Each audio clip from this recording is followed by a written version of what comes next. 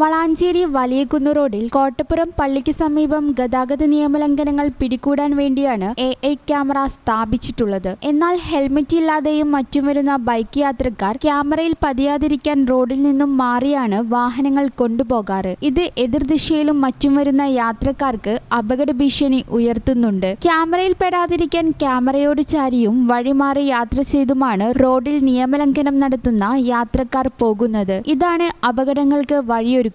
ബൈക്കുകൾ കൂട്ടിയിടിച്ച് നിരവധി അപകടങ്ങൾ സംഭവിച്ചിട്ടുണ്ട്. മാത്രമല്ല റോഡിലെ കുഴിയിൽ വീണ് അപകടം സംഭവിക്കുന്നതും പതിവാണ്. ഇതിൽ വന്നിട്ട് തന്നെ കുറേ വണ്ടി ചാടിയിട്ടുണ്ട്. ബൈക്കുകൾ, ഈ സ്കൂട്ടിയൊക്കെ വന്നാൽ ചെറിയ വീലല്ലേ, അതായി ചാടും.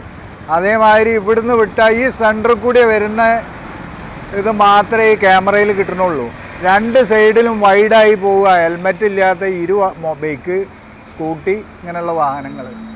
അപ്പോൾ അതിന് ഇവിടുത്തെ അധികാരികളോട് പോലീസ് സ്റ്റേഷനിലും അതേമാതിരി RTOയിലും ഒന്നും വിവരം കൊടുക്കാഞ്ഞിട്ടല്ല, പക്ഷെ അവരതിന് വേണ്ടുന്ന രീതിയിലുള്ള നടപടിക്രമം ചെയ്യാത്തതുകൊണ്ടാണ്. റോഡിലൂടെ കടന്നു പോകുന്നവരെ ഇടിച്ചു തെറിപ്പിക്കുന്നതും ഇവിടെ നിത്യസംഭവമാണ്. കഴിഞ്ഞ ദിവസം കോട്ടപ്പുറം പള്ളി സന്ദർശിക്കാനെത്തിയ യുവതിയെ ലോറിയിടിച്ചുണ്ടായ അപകടത്തിൽ യുവതി മരിച്ചിരുന്നു. ക്യാമറയിൽ പെടാതിരിക്കാൻ എതിർദിശയിൽ നിന്നും വരുന്ന ബൈക്കിനെ മറികടക്കുന്നതിനിടെയാണ് അപകടം സംഭവിച്ചത്. പ്രദേശത്ത് സ്കൂളുകളും മദ്രസയും പള്ളിയും ഒക്കെയുണ്ട്. ഇവിടേക്ക് വരുന്ന വിദ്യാർത്ഥികളും മുതിർന്നവരുമടക്കം ഇതോടെ ഈ സംഭവത്തെ തുടർന്ന് അപകട ഭീതിയിലാണ്.